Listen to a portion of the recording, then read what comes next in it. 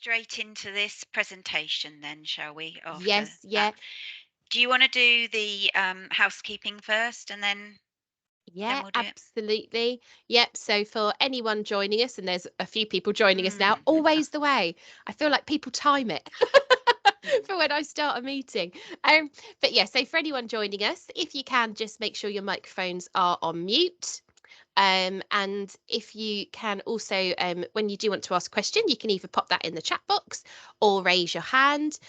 Some speakers may want questions at the end, some during.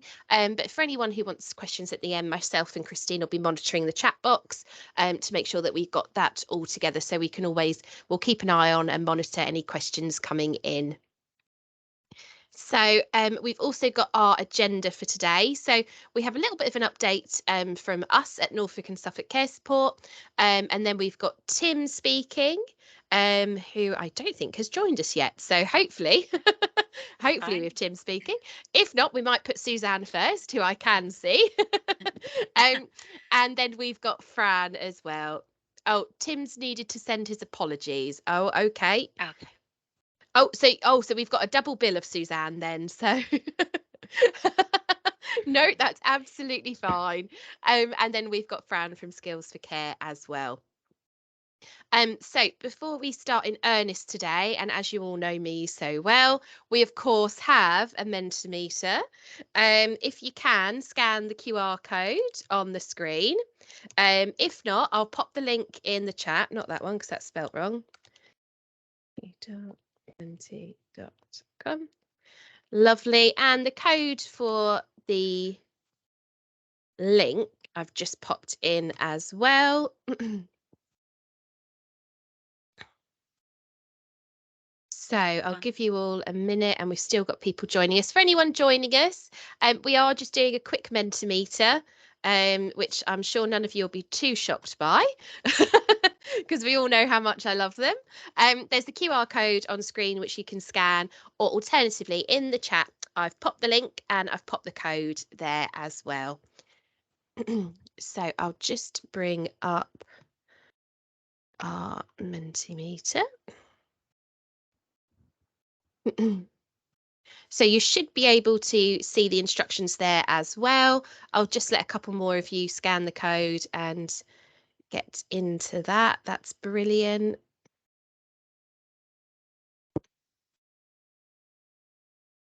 So as I said, there's the link in the chat which you can follow through, and then you've got that little code which is 15390063. Or alternatively, if you have got a smartphone, you can just scan that QR code as well. Megan, that code Yes. doesn't work. The one you posted there. Oh, it's because it's a Yeah. different one. It Yeah. comes up with a different one each time. Hang on, let me pop the new one in. 8763633. There we go. So the new code is in the chat now. So that is 8763633. So if you give that one a go, that should work instead. Joys of Mentimeter. Lovely stuff. So I'll go on to the next slide. You can still join via the link in the chat, which is about how often you visit our website. So that's the Norfolk and Suffolk Care Support website. We're just collecting the data. Oh, lovely to see. We're just collecting some data on how often it's visited, and we'll also be looking later on at some other questions around that as well. So that's brilliant. I'll let everyone pop in their votes. Oh, that's good to see. Good for Pete to see as well, as Pete does do our website. So fantastic. You've all made Pete's morning. Lovely stuff. So there's a few people still voting, but what I'll do is I'll go on to the next question. So again, if you stay on that link, it should prompt you with the next question, which is, which of these are you aware of being on our NSCS website? So you've got some options there that you can tick on. So it's details of upcoming courses, training offered by our approved training providers, links to free e-learning, etc, etc. So you'll have those options come up and you can click on whichever ones that you are aware of. And a lovely live action pie chart, which I thought looked quite that's snazzy. great. Yeah, that's good. So hopefully it will look as good on recording as well. Oh, that's brilliant. I'll let everyone do their voting.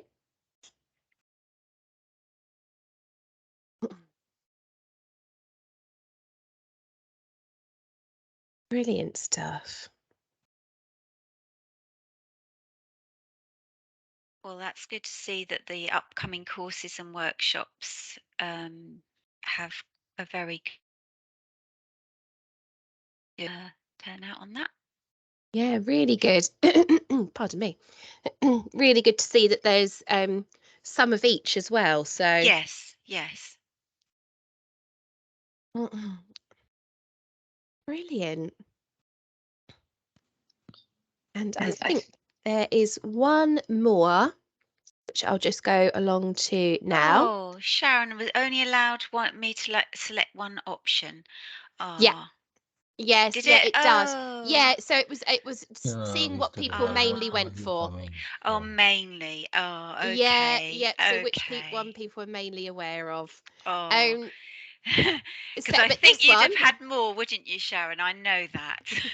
Yeah, I was wondering why nothing else was particularly used. So that's right. That's used right. Okay. but this question should cover that off, which is So the if you most. already visit the website, what are you coming for? If you don't visit often, what might make you visit more? So here you can put everything that you come onto the website for, and it should come up as a word cloud.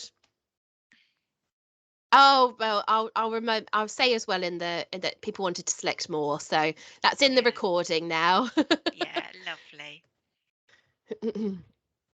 I'll give you a second to answer that. Oh, here we go. Yep, guidance, training, courses, news. Brilliant stuff. Trusted information. Oh, that's lovely to see as well. Yeah.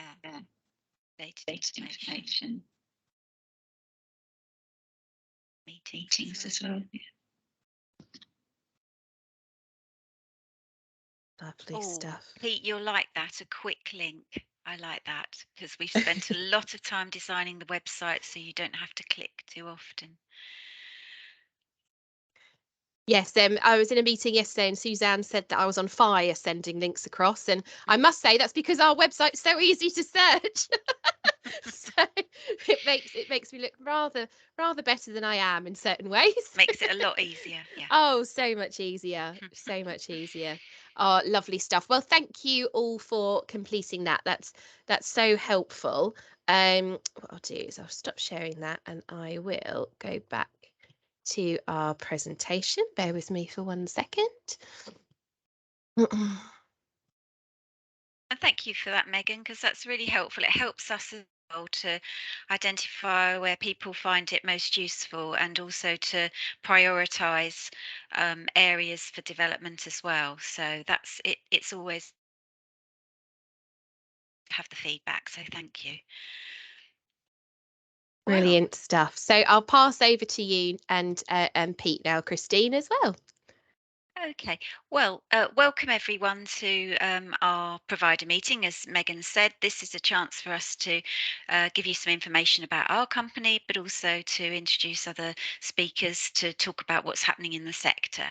So in terms of Norfolk and Suffolk Care Support, as you know, we undertake a number of different projects. We also look for funding. Is our Workforce Development Fund. We're what's called a lead contractor with Skills for Care, and this is to provide funding towards qualifications. So it's not to cover the whole cost, but funding towards the qualifications. And we're what's called a lead contractor, and we distribute the funding on behalf of Skills for Care. So I'm going to pass over to Pete to talk you through a little bit about what we do and what's currently available. Right, Christine's frozen, so I assume she got to the bit where she sort of like passed it over. So I'll start. Yes, so a lot of you will have heard of the Workforce Development Fund or Workforce Development Funding, WDF, but we wanted to mention it again at the meeting because there are always new managers and new people coming into the sector that may not have heard of it. So we get quite a large amount of money to distribute across Norfolk each year. We've got over £100,000 left to distribute this year. It covers a range of qualifications and learning programs. So things like your diplomas at level 2, 3, 4 and 5, but also a wide range of online learning and e-learning programs that are all listed by Skills for Care, and you can find that list on our website. We say we've still got a fair amount of money to distribute. The deadline is usually for claiming the end of March, but it's just in the last couple of days we've been notified that it's been extended to the 31st of May. There's some detail around that I won't go into because I've not got my head completely around it yet myself, because we've only had the information recently, but we've still got a way to go. But we want to get you this money. So if you haven't claimed before and you're not a member of our partnership, which does roll over from year to year, please join the partnership. It's free. It's just a form to fill in and get claiming. If you have claimed before and you're already a member of the partnership, don't forget to keep sending your claims in.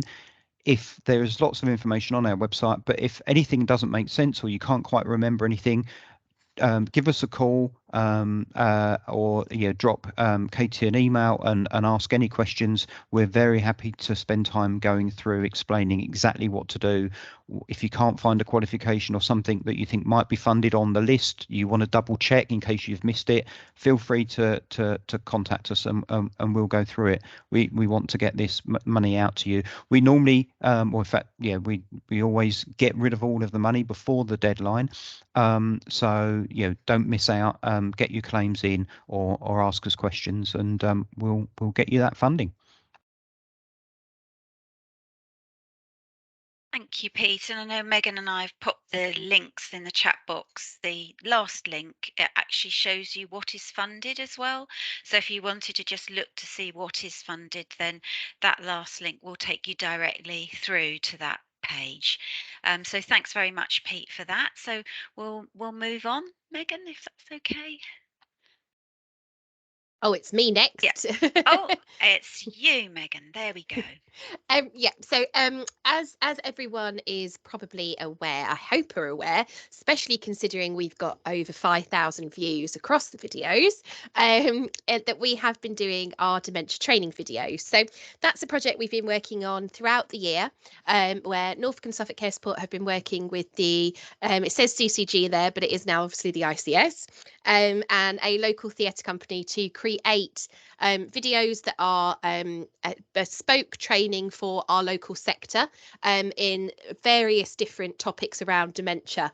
So they're absolutely free to access. They're on our YouTube channel. There is a form, a CPD form that can go along with them. So people can complete that to mark that down as long as they're CPD. The link for that form is on the description of every video. So it's not something that you need to know where it is for each time. It's just when you go onto the video, it's there ready to go.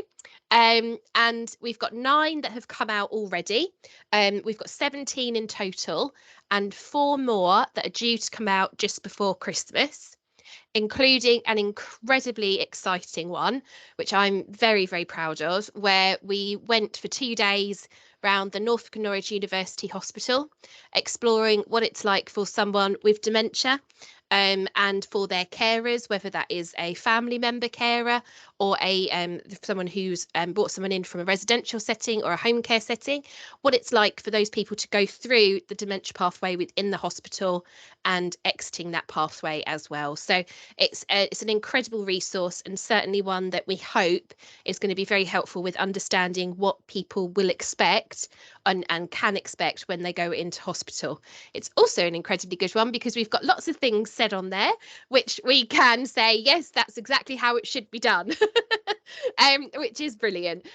So yeah, we've got a few coming out. We also have one about domestic abuse and dementia coming out with the next batch.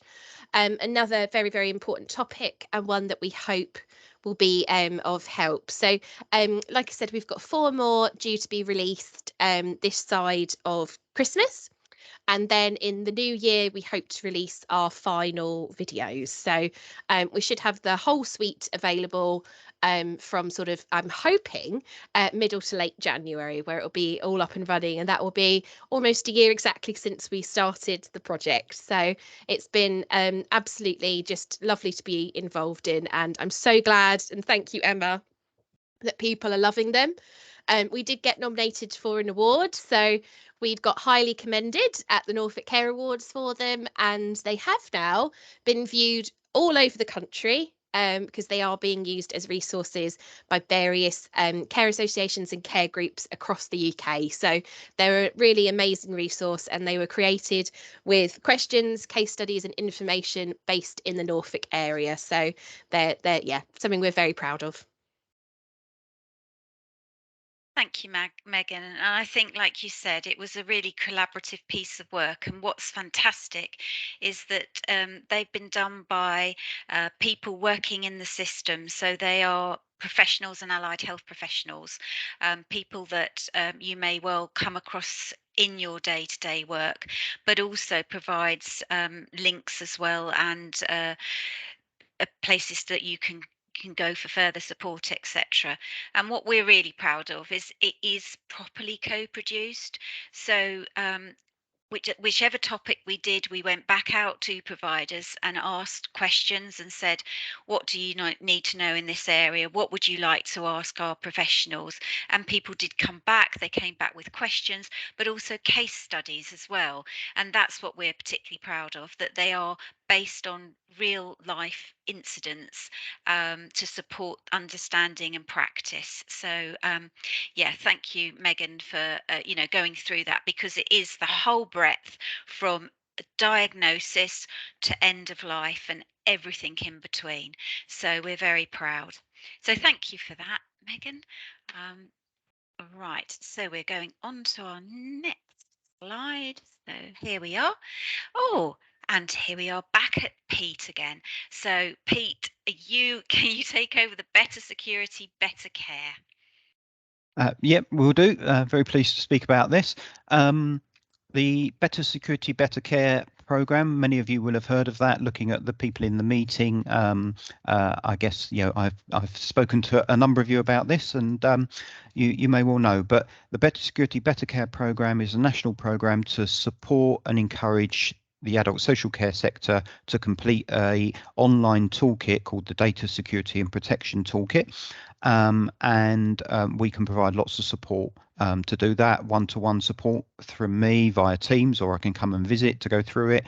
We've got half-day training workshops, we've got bite-sized webinars, you can contact us by email and telephone. The DSPT is an online self-assessment tool to help you check the quality of your data protection and cybersecurity processes and policies and procedures. You now, once you've completed it, you now get a certificate which was launched on Thursday evening. So if any of you are already compliant and you want to work out how to get that, contact me and I can talk you through where you can find and download your snazzy certificate. I've put an example of it on the screen with a made-up care name.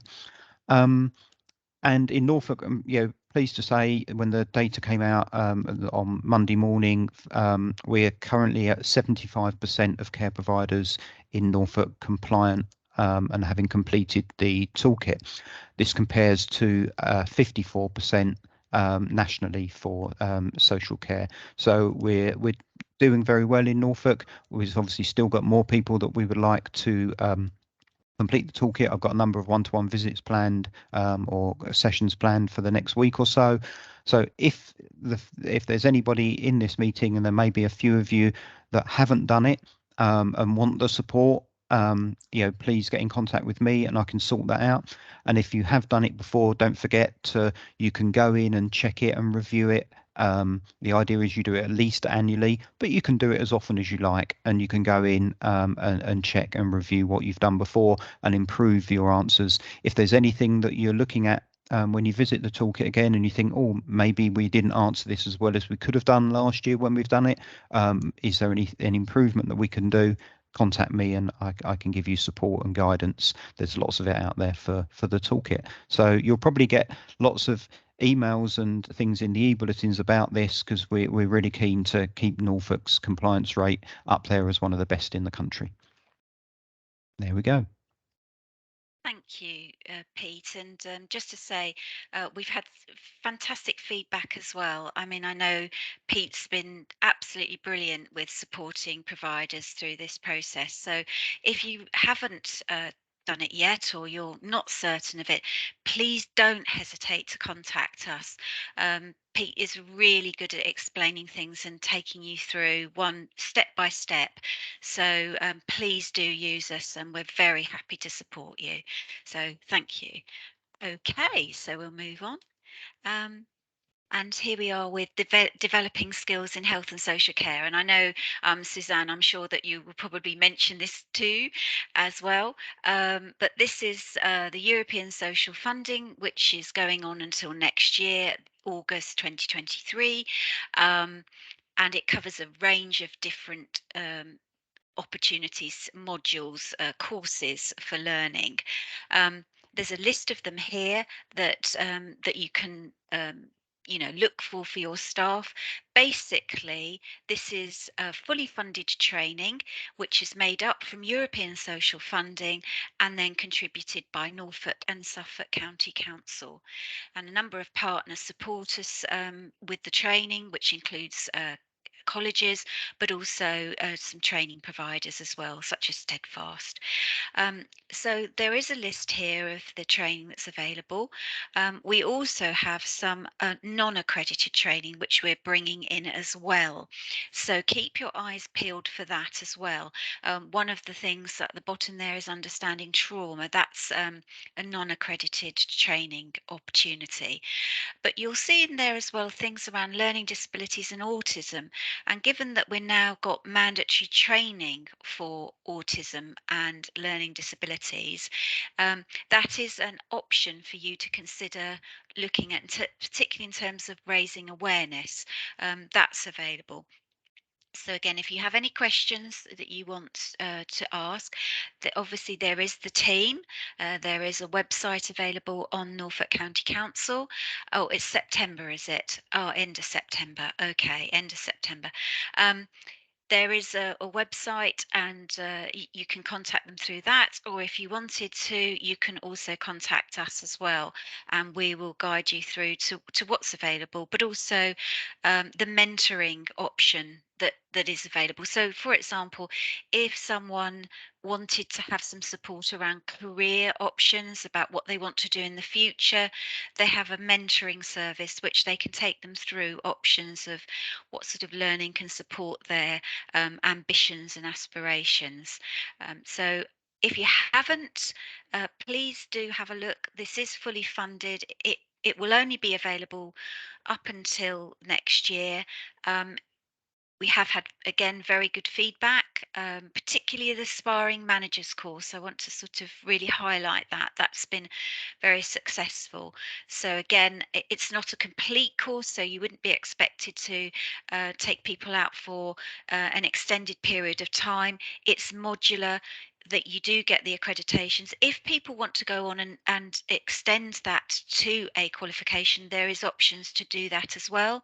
And then don't forget the link with the Workforce Development Fund as well. But if you need support through that whole process, that's what we're here to do.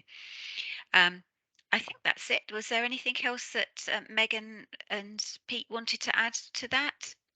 Just to mention, one of the things on there where the Spotify thing is, the program does have its own podcast now. So if you're into podcasts, you can listen to that.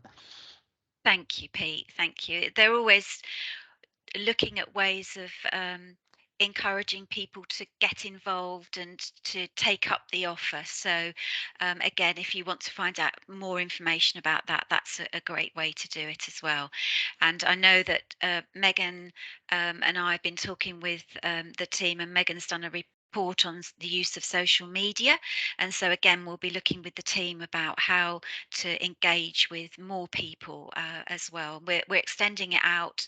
The ESF project is extending it out to people that are connected as well with health and social care, that may not be delivering direct care but are connected with it. So, hairdressers or cooks, chefs, gardeners, people like that may be interested. So that's something else to consider. Okay, so we're on to the next. There we go. And this is the Care Worker Framework. Some of you today will have been involved in the research work around the Care Worker Framework. So just to explain, this is a benchmarking tool. So if you think of the NHS, they have a benchmark for their jobs, and they do this by bands. If you do this particular role and these skills, you're in band 1, 2, 3, etc. This is the first time that we've done something like this within social care. So it's a benchmarking tool that identifies people's roles according to their skills and their expertise, and they band them. And you can see there 7 factors and descriptors, and each factor will have a heading. And so it's done exactly like a framework, so that you can identify where your role fits within that framework and what skills and competence levels there are. And the purpose of doing this is that it can be used as a comparator to health, but also to other sectors, about the level of skills within the sector and the skills and knowledge. And then it can be overlaid by pay as well. But primarily, we wanted to start with this parity of esteem and then be able to develop it so that we can look at pay structures as well. So currently at the moment, we're looking at putting this online, and we're working with a web developer so that the whole sector can use this to determine where people's job role fits within this framework. But not just to support local providers, we're seeing this as an opportunity to raise awareness nationally about the levels of skills and knowledge and experience of our care staff within the sector, so we can go right the way up to government. And yesterday, I think Raj, yes, you're here, aren't you, Raj? Raj and I went to Parliament yesterday, to the House of Commons, and spoke to the health minister about this particular care framework, and she herself is interested to see this. So we're already getting traction, and the reason again is to explain that working in social care is not unskilled. There are huge amounts of skills. It's about recognition, and it's about banding according to levels relating to roles, and we can do a comparison across all sectors, but particularly health, for parity of esteem. I didn't know whether you wanted to add anything, Megan, to that. Yeah, just so people who have on the call, again, I know Raj has been involved in that. When we initially created the framework, it was based on a spreadsheet information. We are now taking that, and that is going to be created into an easy access platform online, where you can hopefully, once it's all done, run through a series of questions and get the levelling at the end of it. And you should be able to do that for as many different roles as you want. We're looking at ways to be able to save that information, to be able to print out that information, and ways that you can have a login to store that information. So it's something that is very much going to be a live site for providers to use. Oh, Raj, I can hear myself.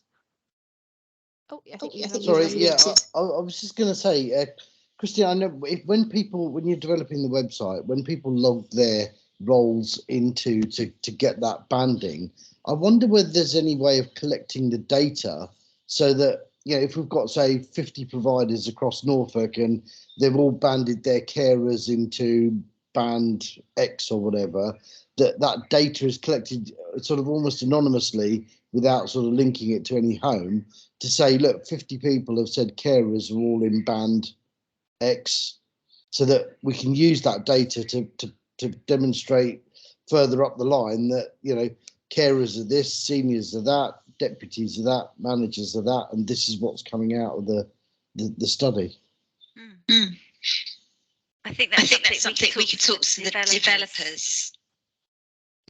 Raj, I'm sorry, I just have to pop you on mute because we keep getting feedback.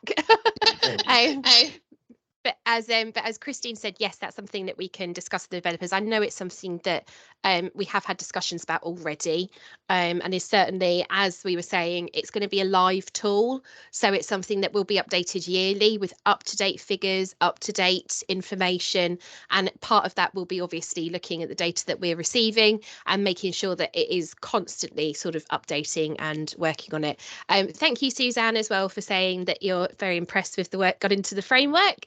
Yeah, it's been really good, and we're hoping the soft launch into late January, early February now, and we will be looking for providers who are interested in testing the site. So it's a really good opportunity to have a go, see how it works, and get your feedback across. And so we'll be going out to providers who may be interested in testing that as well, hopefully at the start of the new year.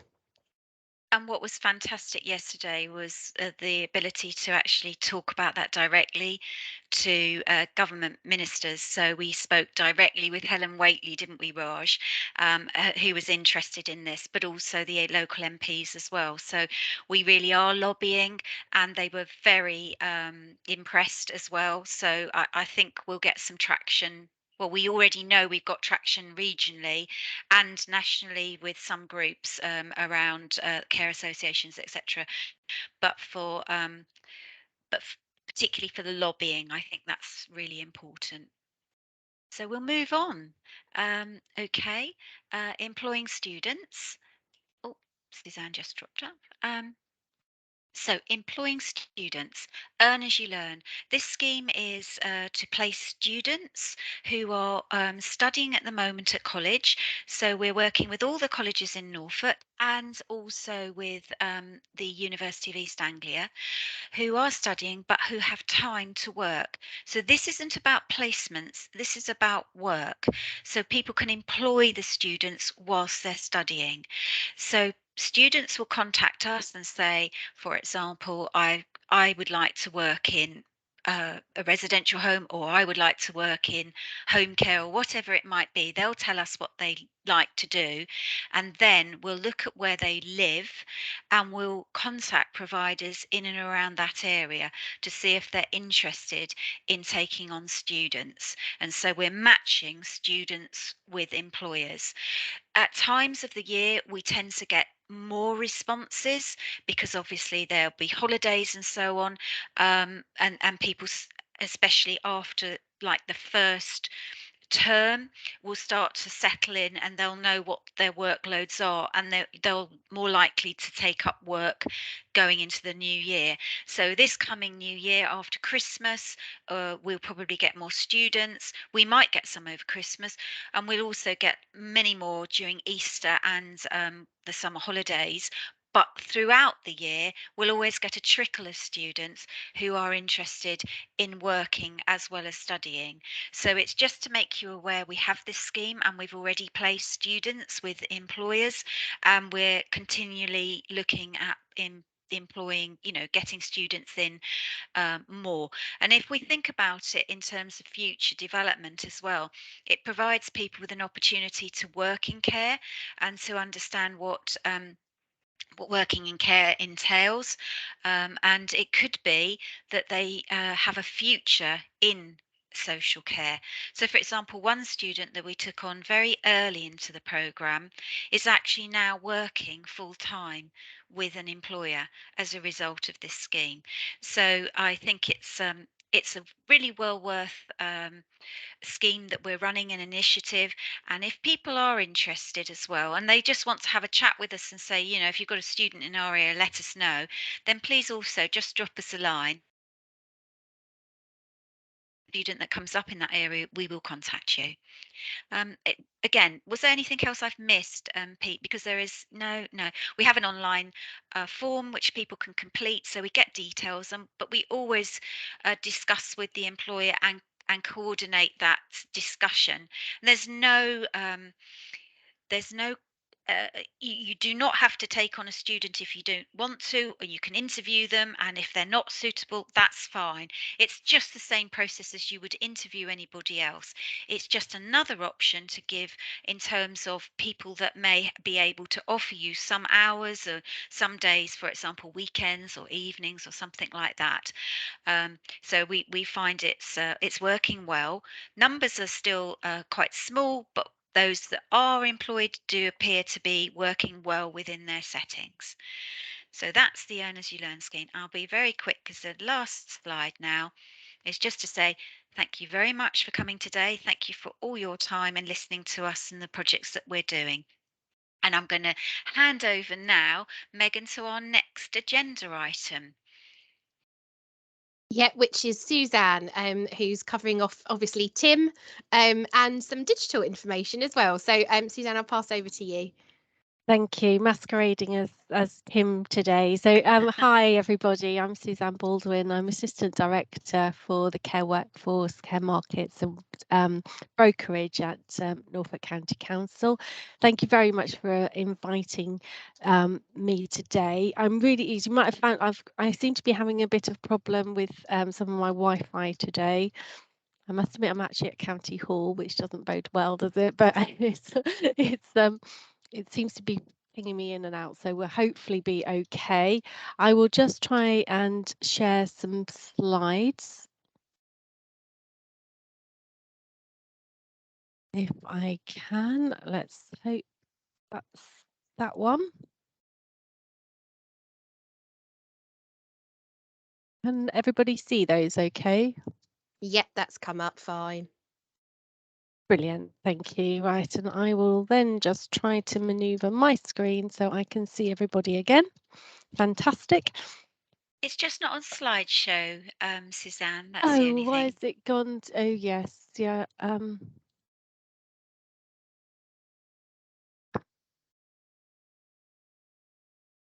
Is the slideshow at the top? Yes, yeah. It's It because won't. it's doing it. I've got so many screens, Christine. Oh dear. It's then doing the wrong one. Now, why is that? Sorry. Oh gosh, this is so annoying. It's good I that don't we're not actually doing know a how. digital presentation, I really. don't. It's embarrassing, isn't it? Well, I don't actually know how I'm going to change that. I might have to oh, live with it. I'm sorry. that's okay. We can see it anyway, Can't Suzanne. can't We can work see how it. to change that. Yes, sorry. So to start with, I just wanted to give everybody an update on the quality improvement programme that we've got happening across Norfolk. As you may be aware, Norfolk doesn't actually fare very well in terms of our CQC quality ratings. In fact, we are the lowest in the region and one of the lowest in England. We've all done a lot of soul searching around that to just sort of try to understand exactly why. And I don't think, there's no sort of clear one answer for that, to be honest. But what we do know is we want that to improve, and we need that to improve. It's important for the sustainability of the social care sector in Norfolk, and it's obviously critically important for the residents of Norfolk. So we've got quite a ambitious programme of work to try to get to 85% of our provision at good or outstanding. The target is by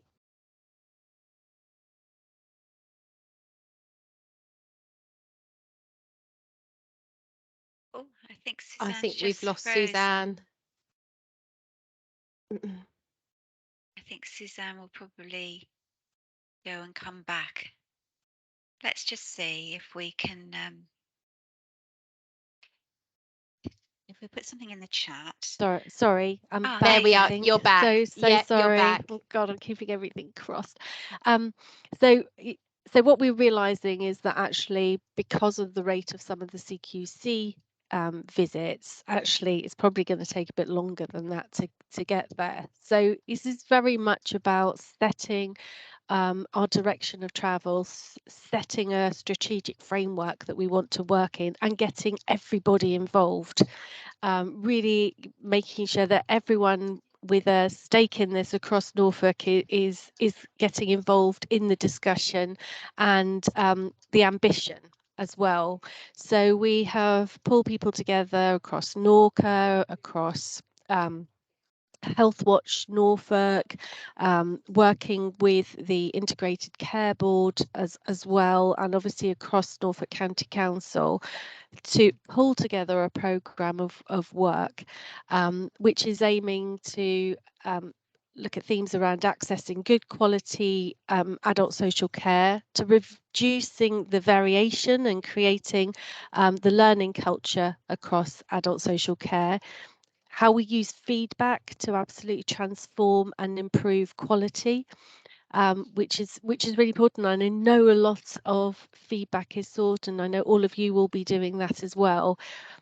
But it's trying to make sure that we're bringing some of that data, that really great information together to actually be able to be proactive and to make change, to create the conditions for quality in adult social care, and we recognise the part that Norfolk County Council plays in that, and to provide the best return of investment for Norfolk County, for the Norfolk pound, for the making sure that we've got really good value for money for Norfolk residents as well. And we're doing that by looking at this across 6 work streams.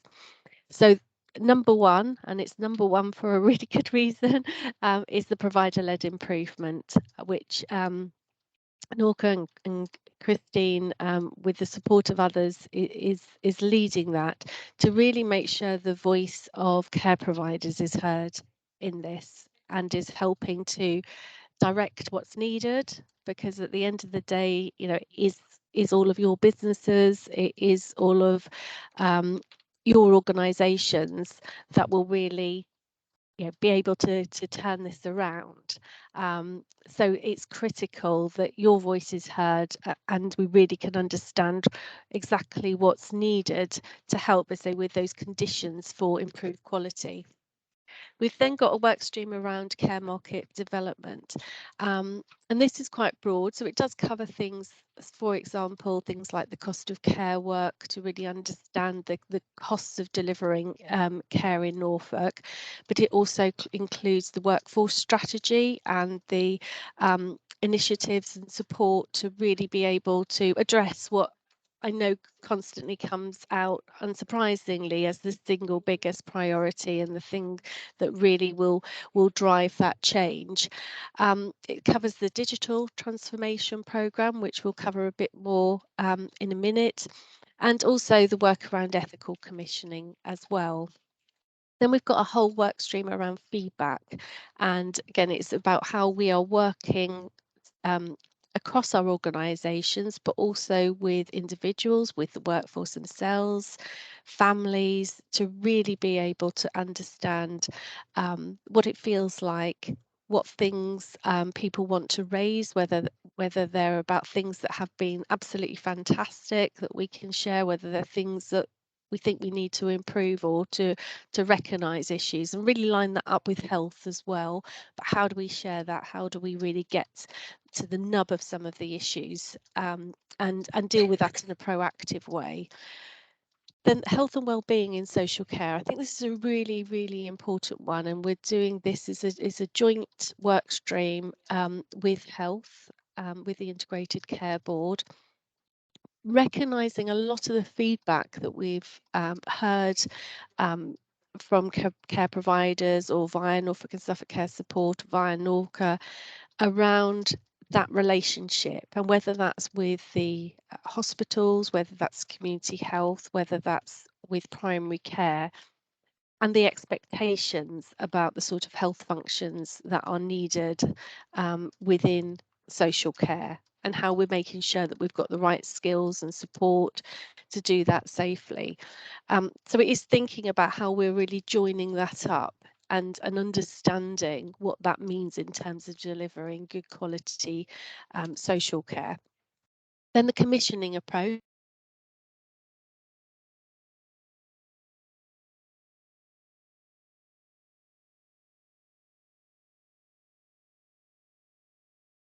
Oh, we've lost Suzanne again. Yeah, I think she'll probably just float in again. There's obviously a loose connection there at County Hall. We'll give it another moment. Back again. Yes, there we are. You're back. Yep. Yep. Everybody's going at the same time. We seem to be having a widespread problem here.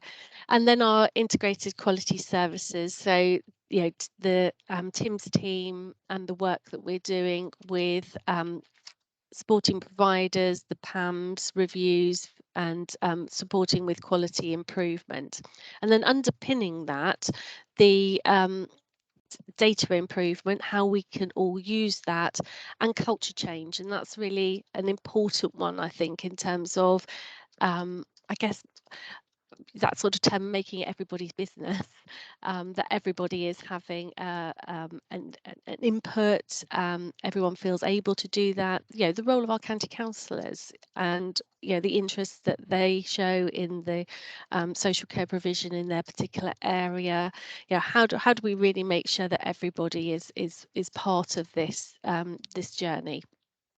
So that's the programme. I'm really excited about it because it's enabling a lot of people to come together with trying to get a single vision around this, and we'll be sharing some of the we statements that we've agreed collectively that these are the things that we really want to change. And so it will be about, it's around those themes, but really making sure that we're clear about what needs to change to support the workforce, what needs to change in the way that people are able to access care and find information out, what needs to change about the way that we are commissioning care in Norfolk County Council, and how we are really promoting and incentivising good and outstanding care.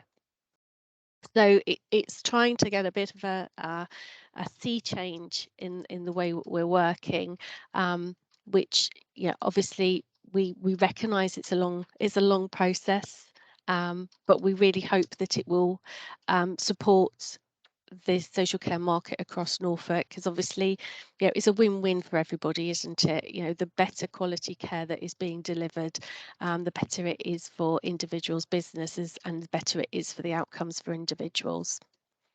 Any questions anyone wants to raise? Sorry, Suzanne, I just put my hand up just to explain that we're really very much in the forming stage of the whole programme. So we haven't got anything to share at the moment with providers. What we have started to do, and some of you kindly completed the survey, which is a stock take of where your priorities are. So that was about finding the gaps, about what's working well, what's not working so well, where the gaps are. So we've just got all the feedback. We've just been talking with Michelle, who's the programme project manager, about that, and following that we'll then be able to look at what it is our work stream will be undertaking, and then we'll be making sure that everybody's involved in that some way or other.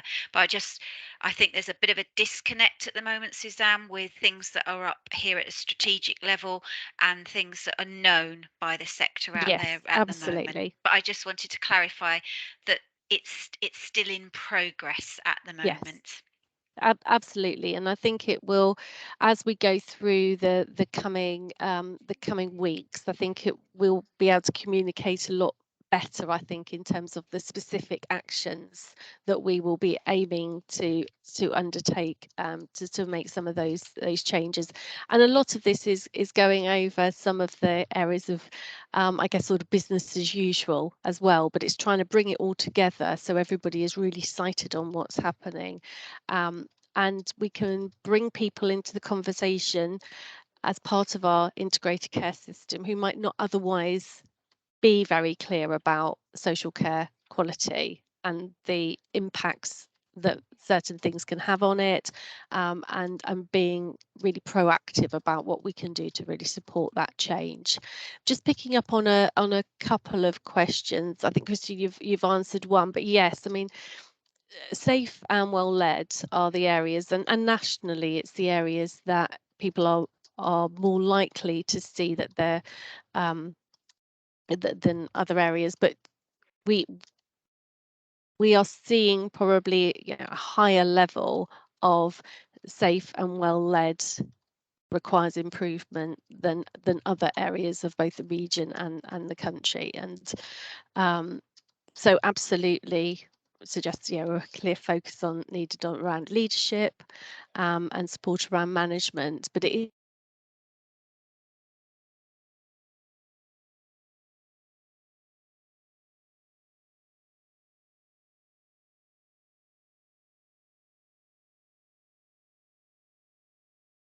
Sorry, everyone. We just got to wait for Suzanne to come back in. I'm sure she will in a second. And I think, Raj, you can pick up your point as well that's in the chat box about the differences between the ratings. yes. So So shall I pick so I that? pick that. I mean, Are we actually in sorry, I seem to have a bit of bit of feedback? and I'm not certain Yes, why. Raj. If can you put yourself on mute? There we go. Is that better? Yes. Actually, there's hardly there when we look across the whole you know, 480 providers across Norfolk, there is very little variation between CQC and the PAMS inspections, the PAMS visits. Mostly it is aligning. Generally, where the difference is, it's in timing. And that's what we tend to see, and that's why we work very closely with CQC. You know, they are placing some reliance on the QA visits, and likewise we place reliance on some of the CQC visits as well.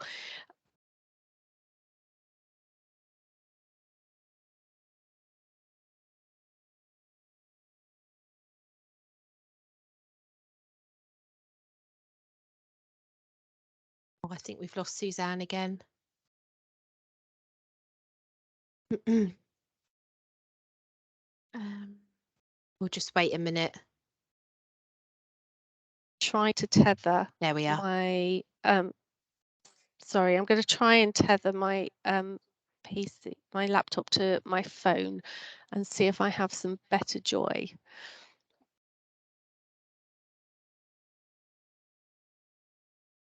I don't know if there's any other questions that people had around that. I just wanted to pick up on something which, again, Yep. we probably need to do a bit more analysis on this, Suzanne. But I just wonder, I'm very conscious have gone in fairly quickly afterwards. Is there not an opportunity for PAMS to say to CQC, this is what we found. However, there is a plan, and could you give them 3 to 6 months before you visit? Because I think all that we're doing is compounding issues if we don't give people the opportunity. So I don't think there was anything of any interest to anyone. Yeah. I think it's just about timing, Suzanne. If there's Yes. any opportunity to Yeah. at least allow providers to have some space to make the improvements. Yes, and generally that will happen. Well, if they can see that there is a quality improvement plan in place, then it will depend upon what the issue is, and that will be the judgment that CQC will make depending upon the, I guess, the sort of severity and their concerns. So that's what we're tending to see, that it will, if it's, you know, sort of, I guess, a more general requires improvement and there is a clear quality improvement, but if there are some particular things there, then they're less likely to be assured on that, and they might want to do a visit. So usually though, if they can see that there's action taking place, then that will give them those assurances, and we have seen where that has then meant that they've put that back. But I think it's not a sort of a fixed approach. Okay, it would be good to do a bit of analysis around that, because it doesn't appear like that at the moment from what we've seen recently. It does appear that people have gone straight in afterwards. So I mean, I don't see that if providers communicate. Do we want to bring in Tom, Suzanne? Because I Yes, think, yeah, Tom, do yeah. come in. Yes, hi, Tom. I was going to say, I'm not necessarily seeing that, Christine. I'm seeing that if providers are being open, transparent and communicating, then CQC are being reasonable. It's literally just where providers aren't doing that and aren't keeping CQC in the know and are not necessarily communicating when they submit safeguarding information, that's when it does trigger inspections. So it's just my opinion. Yeah, no, Tom, that's fine. It's more to do with what happens after PAMS, really, that we were just trying to sort of analyse here, because what we've had recently is quite a few providers telling us that they've gone from good to requires improvement, and then in comes CQC immediately, and they've had no chance to work on the improvements. And it's that really that we're trying to get. Is there a possibility that providers could have an opportunity to make those improvements before CQC come in? My retort on that, Christine, would be that if I was to receive a poor PAMS, I would be straight on the phone to CQC and say, do you know, I just want to make you aware that we've had a PAMS and then we've got a couple of bits that we're addressing, and we've got this, and actually share that improvement plan with CQC, because they're not necessarily, I mean, yeah, I know exactly what you mean, Tom, and actually some providers have done that, but they've still had CQC come in as a result, and it's just about fairness, really, isn't it? Everybody's saying, you know, that especially through COVID, there's been so much pressure, as we know. We've had staffing capacity issues, etc., etc. And for some providers, and it is it's just what we hear, Tom. For providers, and it's literally 50-50 at the moment. For some providers, it's absolutely fine, but for 50%, they really struggle because they feel that they aren't being given the opportunity. And that's all we're representing, is that kind of feeling. And I think it will. 50% I think it will also depend upon. It will also depend upon things such as safeguarding referrals. Yeah, they will take into consideration, I guess, quite a lot of information that will form their judgment. But I know they have, you know, they have held back with doing certain things to give people time. But it's good to understand that that is what's happening, and that, you know, that there are these other experiences, as Tom says. You know, if you keep the communication going, if you share your improvement plans, that can be much more beneficial, because for people that don't have that experience, understanding what they can do can potentially avoid some of the negative results that do happen. Absolutely. If there's no further questions, and Merry Christmas to Raj. Shall I just move then on to the digitising social care? I'm going to attempt again to share my screen without being thrown out. I'm tethered to my phone now, so I'm hoping that will help. Oh, just whilst you're doing that, a quick question from Barge here. I missed most of Suzanne's presentation yesterday on the CQC webinar. CQC are rolling some of their work to the local authorities. Are you able to share how Norfolk is planning? Or sorry, share how Norfolk planning.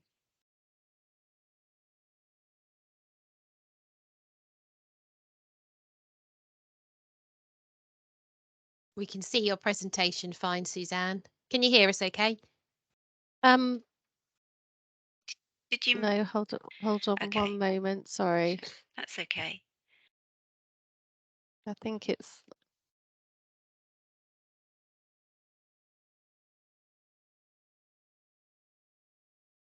Sorry, I've got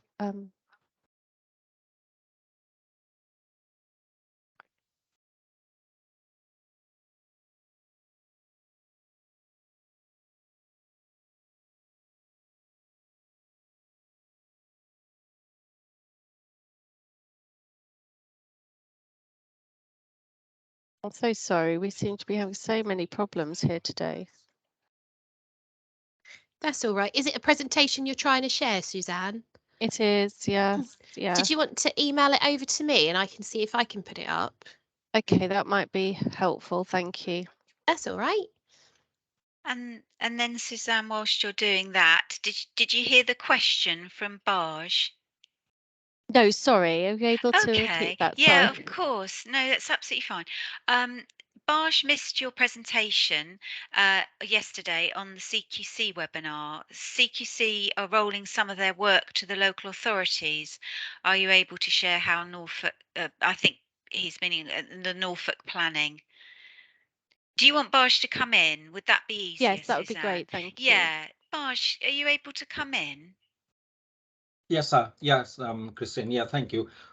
Yes, on the webinar yesterday, there was some talk about the some rollout from CQC. I don't know whether it's to do with inspections, that local authorities will be involved from April 23.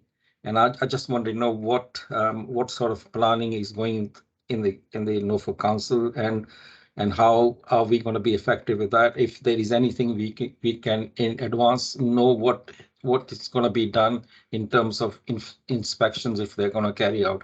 I don't think this is to do with the PAMS. It's the general. It always starts like that. Yeah, it's part of their new strategy, which is where they are planning to use inspections that have been undertaken by local councils, so our PAMS visits, to indicate, to help them with their prioritisation. So if they can see that there has been a recent PAMS visit that has identified their provider as good, then they are less likely to prioritise an inspection. Now, we have a few issues with that, to be honest, because if you're an area where maybe you've got a high level of providers that are good and outstanding, I can see that could work very much in your favour. Where you've got, like we have, where we have got a number of providers that are in that sort of requires improvement. And I think, it's important just to say as well, when we compare, we don't actually have so many providers that are inadequate as many other areas, but we do have a lot of providers that are requires improvement, which I think is important just to note. But it does potentially mean that it would take longer for a provider to get that CQC rating changed, because they'll deprioritize the visit. And so I can understand their strategy where they're trying to prioritize their resources in the most effective way, but it isn't necessarily helpful for us in trying to demonstrate a trajectory of care quality improvement. So yes, I think it's something that we are flagging with CQC. I'm not certain it will shift their strategy at all, but it might be something that we want to, if they're placing more reliance on the PAMS reviews, we consider, and providers might want to also consider how they also use the PAMS inspections to promote improvement as well. So I think that's maybe where we will need to have a look at how do we collectively try to demonstrate that.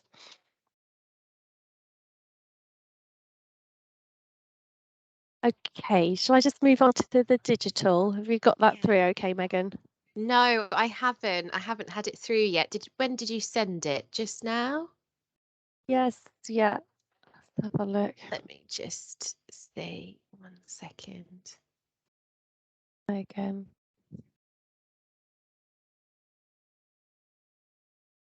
It might just be taking a while to come through, especially if it's bigger. Just make sure. Again.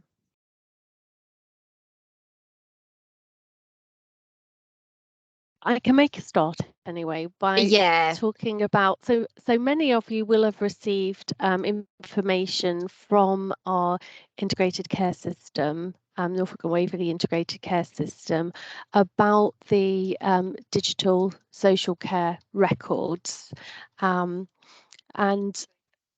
as you will no doubt be aware, the government has, Department of Health and Social Care has set a target around 80% of care providers having digital social care records. We've got a target of 60% in Norfolk and Waveney by March 23. I mean, there's lots of benefits. Many of you will already have digital social care records. We've got over 50% of providers in Norfolk and Waveney that already have.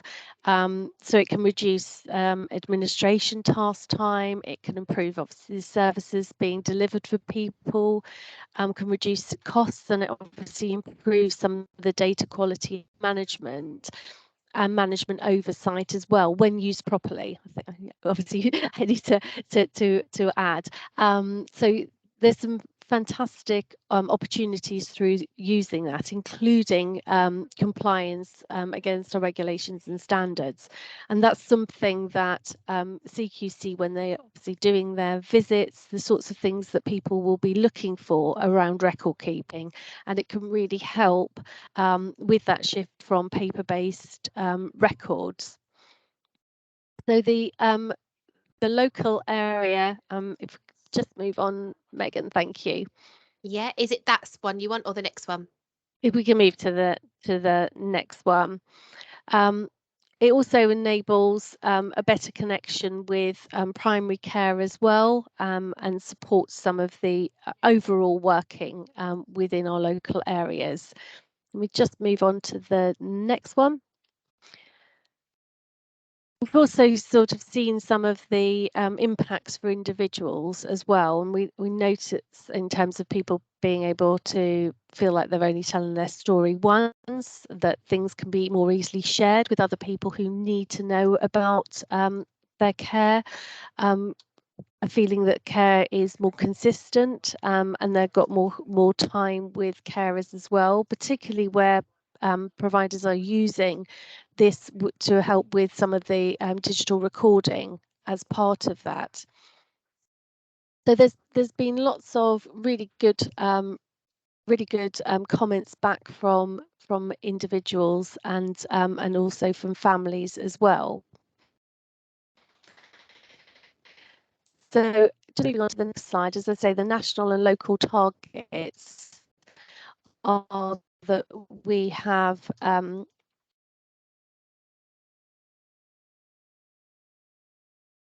with digital records by March 24, and we thought it was about 47%. I believe we're actually at 54%,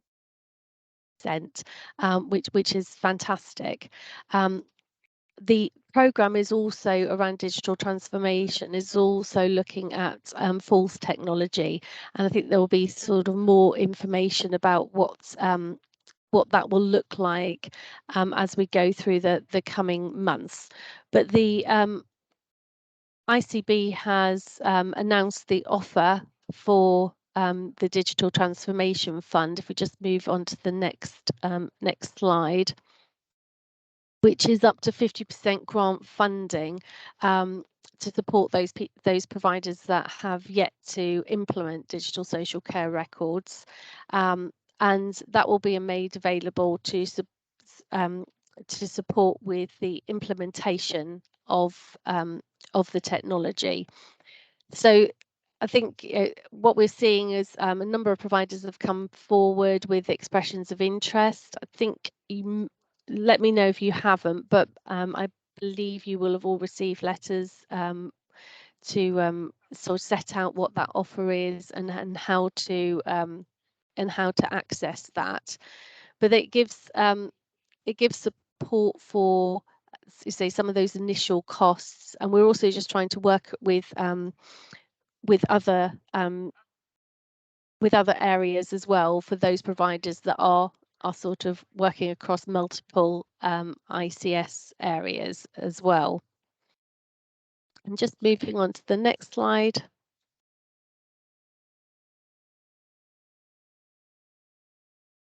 So we're funding locations in Norfolk, need to be CQC registered. The supply, there isn't a shared supplier list, so it can't just be any system, but I think there are more suppliers that have been added to that, and it is for providers who are moving from a paper-based care planning system. As part of the programme, though, we absolutely recognise there is a wider need in terms of advice and guidance for those who have already implemented as well, because it's really important that it's about getting the real benefits from that. So so there will be work continuing around that. So I think on the next slide, there's information about actually how you can apply to that. But so do just contact me if it's helpful to do so. But the digital social care team within the Integrated Care Board will be able to support and talk through some of the options available to you. So that's sort of, I guess, sort of the big news in terms of where some of the funding is available. You know, if people don't feel quite ready to do that yet, I think it's still worth having a conversation with the team about what it entails, and also just thinking about, we can put you in touch with others that have been through that as well to support with any further advice and guidance. Things, I know some people, yeah, have got things where it's like, oh, if I'd have known that, I'd have done it differently. So it's getting some of that shared learning.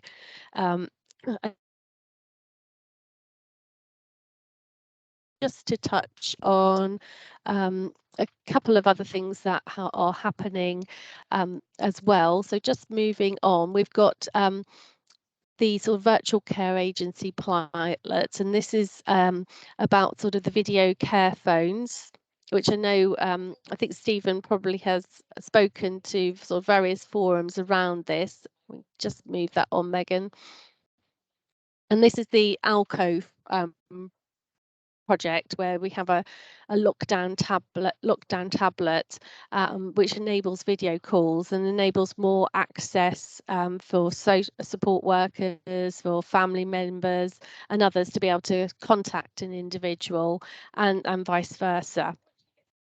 So it's really great for people who might not have sort of digital skills. It gives a bit more independence and enables people to also use that for particular tasks, which might be about reminders, for example.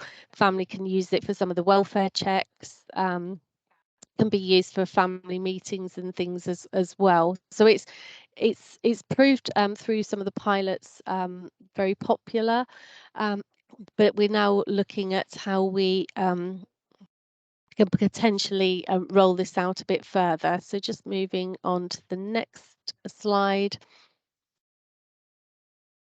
And so I'd say the sort of feedback from where we've been operating piloting it has been very positive, and it has enabled a bit more of a blended offer as well, which means that we've maybe been able to support more people by using this, which helps with a bit of risk mitigation as well. And just moving on to the next slide, so we're now sort of scaling this up, and then we're hoping that the approach will enable us to, let's say, look at also where testing whether we can use to sort of check medication has been taken, and thinking about how this could then be used by with domiciliary care providers, where it won't be right for everybody, but it's thinking about the individuals where this could really support them. So that's one thing that we're looking at. And then we've got the online day services pilot as well. Excuse me. And this is about looking at some different options that day services are exploring to provide a bit more of a flexible approach to some of the day activities. And some of this has sort of come out through the, sorry, Megan, if you wouldn't mind just moving forward. So it's working with a couple of counties that have already implemented this, which was, say again, it's not about this is the only option, but it's looking at some different ways for people to engage with activities from their own home or from supported living where that's appropriate, keeping that connection, building networks for individuals, enabling people to more easily sort of talk with friends that they've met through day services, and having an online timetable, weekly timetable as well, that people can choose activities to join. So we say it's not about an a completely separate way of having day services, but it is about providing more options for individuals through the use of technology. And if we could just move to the final slide around next steps. So we've just got feasibility studies happening around a number of areas of technology. We're also conducting some user research into how people are viewing their care and how they would like it to be delivered. And we really want to sort of start working with, I guess, a sort of a younger group of people, thinking about the sort of design of services that are going to be needed as those people are maybe approaching eligible social care needs as they get older as well. So it's really trying to sort of design what we might need to shape, how we might need to shape social care provision over the coming decade as well. So just some high level things that we're looking at, but please do get in touch if there are things which it will be useful to find out about.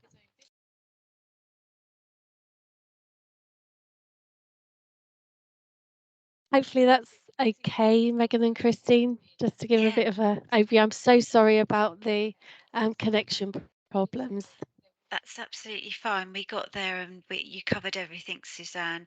Was there anything that anybody on the call had a question with at all in relation to digital at all? I have popped in the chat box, Suzanne, the link for the digital social care, which is the approved provider list for use of e-care planning. So I popped that on there as well for people, but I didn't know whether anybody, they call it the assured supplier list now. So there's a number of providers on there. So even, for example, the problem with the funding though, Suzanne, is it's only for people that haven't got it already, it is. unless they implemented it, I think it was from April 2022. So it is limited to just those that haven't got it.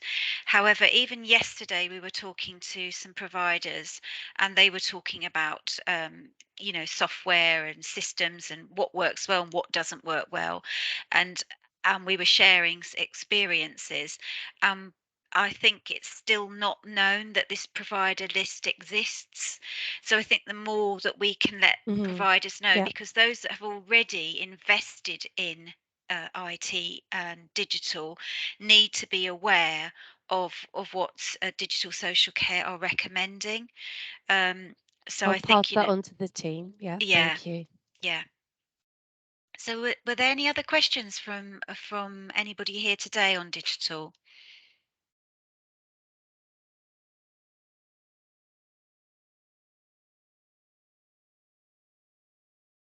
Nope. Thanks I very don't much, think and so. thanks for inviting me along. Much appreciated. Brilliant. Thank you. you. Thank you, Thanks. Suzanne. Thank you. Megan, are you able to put the agenda back up so we know where we are, or are we well, at the end? we're at Fran now. Oh, Fran. Yeah. Oh, Fran, there you are. Oh, Fran. Hello, Fran. Hi You everyone. appeared from the side there. Yeah, I snuck Brilliant. up. You snuck up. Oh, welcome, Fran. Hi. Hi, lovely to have you back. And after your maternity leave, so it's lovely to see you again. So I'll let you Thank you. introduce yourself, and yeah, Fabulous. we'll. Thanks ever so much, Christine. Yeah, hi everyone. I'm Fran Simons. I'm the Skills for Care Locality Manager for Norfolk.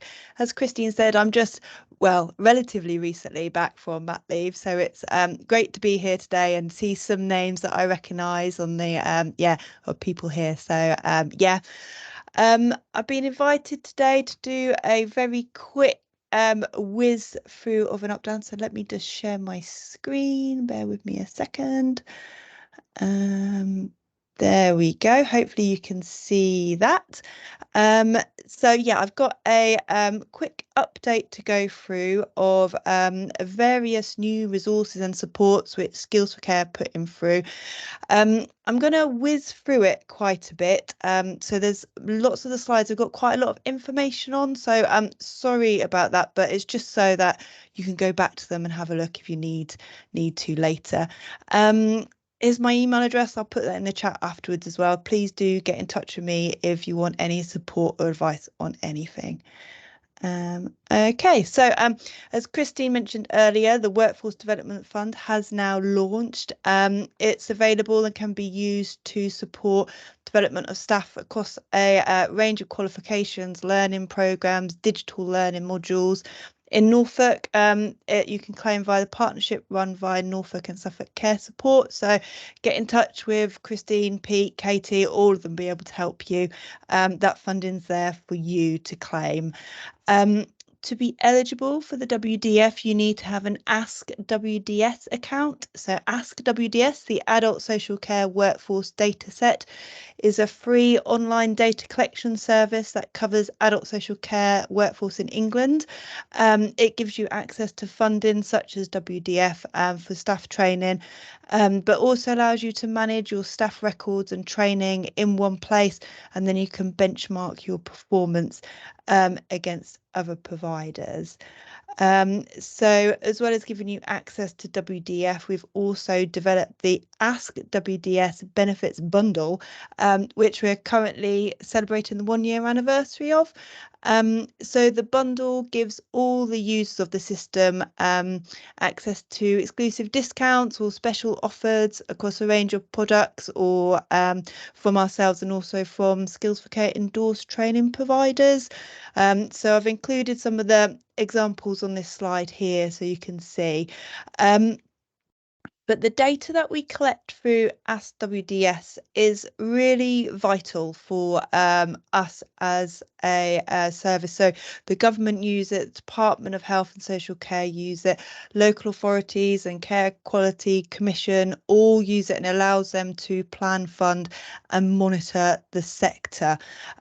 You might have seen some of our data recently. We use it to create the State of the Adult Social Care Sector Workforce in England report, which came out in October. There was lots of our data and stats being discussed around October when it came out, and we recently published the regional level adult social care workforce data.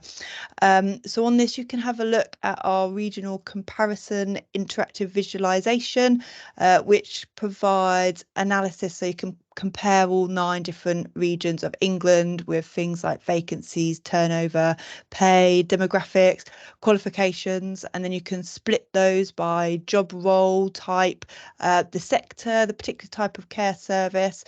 And there's local level data too, so you can see what the picture is like for Norfolk and then compare yourself to other local authority areas as well. Now, we couldn't create these reports without providers such as yourself using the system. So just a thank you to all of you who already have an account. If you don't have an account, there's benefits to having it, but also there's real benefits to the whole sector really, because then we do have this good picture of what it's like in our sector at the moment for the people who make decisions. Our latest workforce data supports the need to think about workforce planning and planning for the future. So we continue to see capacity issues which are facing the sector. So there's a massive increase in vacancy rates. Actually, it's the highest on record. At the same time, our workforce is shrinking for the first time, and estimates show that we'll need an extra 480,000 people working in social care by 2035 in order to keep pace with demand and replenish our ageing workforce.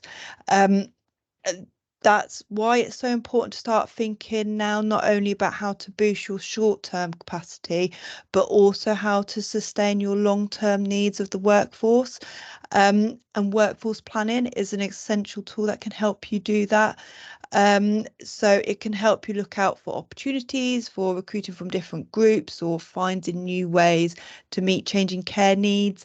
You can use data as part of the process and help you better understand your team, your workplace and the wider sector to identify any gaps, giving you the confidence that the decisions you're making are backed up by evidence. So we're having a real spotlight on workforce planning throughout November and December, and there's lots of information on our dedicated web page. So please do have a look at some of the tools we've got. They're quite useful. Some of you might have attended the Shaping the Market Norfolk County Council event on Tuesday, where I spoke about the support and development of leadership skills guide that's hot off the press. This is a free downloadable PDF that you can get off our website, or if you're really tech savvy and have your smartphone handy, you can scan that QR code now and it'll take you directly there. So we support development of leadership skills across adult social care and across all levels. So whether you're a leader looking to develop your own skills or you're planning the development of future leaders within your organisations, we're here to help, and we've created this guide which brings together the support we offer to develop leadership skills of your workforce at different levels. So the guide includes structured learning in the form of learning programs and qualifications, and then also more practical support that we've got, such as tools and resources. And then there's also information around making connections through networking and relationship building. Now, all this information is on our website in different places, but it can sometimes be a bit tricky to find. So having it all in one place is quite useful. So I would recommend having a look at that. You can download it for free, as I say. We've also got some new resource around culturally appropriate care. It's also hot off the press, and it covers a broad range of topics that will help you to learn about and be sensitive to people's cultural identity and heritage. So whether that's might be looking to understand what's meant by exclusion and inclusion, or finding out how to focus on people's life stories to improve the support they're getting. This guy's a great place to go to for a range of advice and insight, and it's got different real life stories as well that sort of bring it to life a bit. To support the guide, we've also published a series of training resources that sort of go hand in hand with it. So they cover supporting individuals from ethnic minority groups and backgrounds, looking at stereotyping, supporting relationships, working with LGBTQ plus people, and those training resources can be used individually or as part of a whole package of training. So again, all for free on Available. Please do have a look if that looks interesting to you. During the pandemic, we started hosting short 30-minute webinars for registered managers, and these were actually really popular, so we've continued to do them. They're delivered to a live audience, and then we record them and put them on our website so that you can access them at any point. And we've also started to develop a range of bite-sized resources that sort of sit alongside them. So they'll include tips or checklists or toolkits that might be mentioned within a webinar. As I say, we're adding to them. So some of the new ones that are recently put up include the digital leadership in adult social care. So they detail what's sort of happening in the digital arena in adult social care, some linking to some of the stuff Suzanne was talking about before, and they've got details of funding and learning opportunities. We did one on preparing for winter pressures, so what providers can expect from the upcoming winter period and how best to prepare for it. And I think we had some managers talking about what they're doing to develop their contingencies for the winter period and sort of practical advice around the impact of staffing challenges. And then we've done two webinars with Neil Eastwood, who's the founder and CEO of Care Friends and also the author of Saving Social Care. So one of those was focused on maximising recruitment and the other focused on maximising retention, which you can watch on our website. So I mentioned Neil Eastwood and the Care Friends app. On Tuesday's Norfolk County Council event, I heard that they are supporting provider by offering to pay for the licence for Care Friends for providers, I think for a year. We've heard lots of really good stories about Care Friends. It's an app, sort of refer a friend system for recruitment. And yeah, it sounds like a wonderful offer actually. So it's definitely worth looking into. Yeah, contact the council, I suppose. Suzanne will know more. That is correct, Fran. Oh, that is thank you. correct. And also there is another app that is available as well, and that's the White's training app as well. So there are two. Right. Oh, great. Oh, fabulous. Yeah, they're definitely worth looking at and getting into some of this sort of new technology and using app-based support. Yeah, we've across the country, we've seen some really good returns on investment on it. We also have the Care Exchange podcast. So this is hosted by my colleagues Pia and Wendy, and it's a really great way to hear tips and tricks from other services across the country. If you listen to podcasts, I recommend that you like and subscribe and give it a go. I think they're sort of like half an hour, 45 minutes long.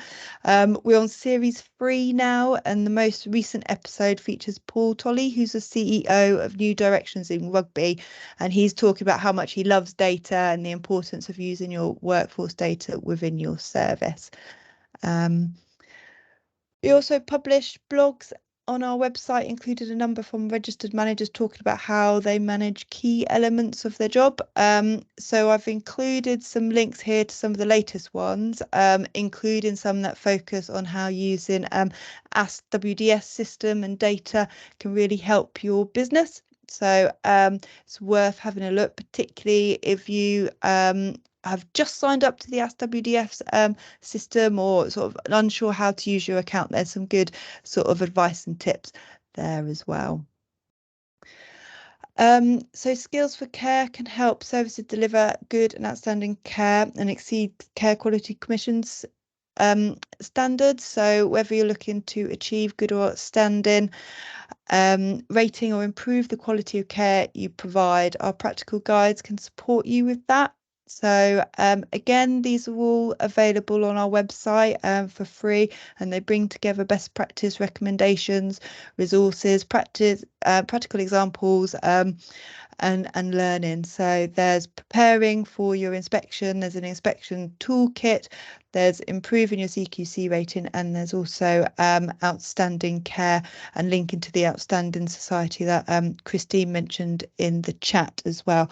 So there's some really useful resources actually, and I'll speak to Tim to make sure that this is linking into the ICS Social Care Quality Improvement Programme, because it might be that there's some stuff already there that we can utilise in Norfolk as well. We have lots of information resource designed to support nominated individuals, and we've got a dedicated web page. On that, we also have 2 useful videos that have been developed with the CQC. So the first explores the roles and responsibilities of nominated individuals and what that entails from a registration and inspection perspective. And then the second is a nominated individual Q&A session with the CQC. Also, we have an Eastern Region nominated individual network, which is facilitated by my manager, Lee Mummery from Skills for Care, and then it's actually chaired by Terry Cotton, who's a nominated individual from Norfolk. The group are meeting on Monday, 12th of December, 2 till 4 on Zoom. So there's information on our events page, and when I finish sharing this presentation, I'll find the link and stick it in the chat, because it'd be great if there's more people from Norfolk there. So yeah, if you're interested, they've got quite a interesting agenda actually, and they've got some of the regional Department of Health and Social Care people coming to talk, so yeah, looks interesting. We've got the introductory modules for managers that support the development of aspiring and new managers. So these modules offer introductions to key topic areas that they pique learners' interest and provide opportunities to reflect ideas and improve practices and motivation to learn more. So they're based on the managers' induction standards, and they've kind of been redeveloped to have a bit more up-to-date content, but also be a bit more accessible for learners. They take between like 40 minutes to an hour to complete, and you can do them at a time and pace to suit you, so you can do a bit then come back to it later if you want. And yeah, they are quite simple to follow and quite engaging. They cost £15 for a single module, or you can get a package of the whole one for 130, which saves you 35 quid. You can also access WDF funding for it. Now you can claim £50 per completed module from the WDF. So that contributes to the cost of the actual digital learning module, but then also the time to complete the module and the time taken to then apply and embed the learning within your organisation. So again, a real plug for signing up for the WDF to get this funding to do these. You're sort of getting extra money really to do the modules. So yeah, it's a really good opportunity. We've also launched some e-learning modules to help you understand the CQC inspection process. So what's expected of your service and how you can best evidence these expectations. So modules cost £15. Again, you can get WDF funding of 50 quid per module per person. So yeah, it's well worth your time looking at the WDF funding. And then we got the essential training, so funding is available for the rapid induction training as well, so you can access this for your new workers. Excuse me. And there's 11 Skills for Care endorsed training providers which will offer this, and some of this also contains the main knowledge elements from the care certificate, so information's on that on our website. In the new year, we have a series of webinars focusing on apprenticeships. So they've got input from Department of Education, employers, learning providers and learners themselves. and it looks at the latest changes to apprenticeships and should give some insight into how you can effectively use apprenticeships within your own organisation at sort of all different levels and in a number of different disciplines. So they start in January of nursing. I think that will look at sort of general nursing, but also nursing associate as well. A more general one in February about how apprenticeships can help you with your recruitment and retention, and then one on social work degree apprenticeships and occupational apprenticeships in March. So yeah, you can find out more and book your place on our website. Finally, as data's been a real theme throughout this update, I wanted to let you know that you can commission our Workforce Intelligence team to as a bespoke service. They've worked with lots of different organisations on a range of projects, so designed to help them understand their workforce or sort of do some benchmarking. So yeah, if there's any if you have any data needs or want to know more, then do get in touch with them. They've finished the state of report. They are sort of looking out again to see how they might be able to help people. So yeah, a real sort of data Ask WDF theme to my update today. I hope that's okay. But thanks. It's that's it from me. Any questions, I suppose. Thanks, Fran. That was really helpful. And as always, there's loads of information there. And as you say, there's as Raj just says here, it's good to know you can get short courses from Skills for Care as well, because that was one of the issues, wasn't it, Fran, of trying to make that available as well as the longer qualifications. So it's good. Yeah, it's very it's good to see. And actually, since I've come back from maternity leave, it seems like we've got more and more available, and this ability to claim more WDF than the actual module costs is fabulous. It actually allows for some of that backfill in your time to actually do that, as well as so that's really good. That really is good. So Pete, did you want to come in at all? Or have you just moved around on my screen? I saw you move and I suddenly thought, oh, you wanted to come in, but actually you haven't put your hand up. No, that's fine. That's fine. Okay. Well, I don't think there are any other questions unless anybody. Oh, Raj is sitting in an empty office there, which is maybe he's gone for a cup of tea.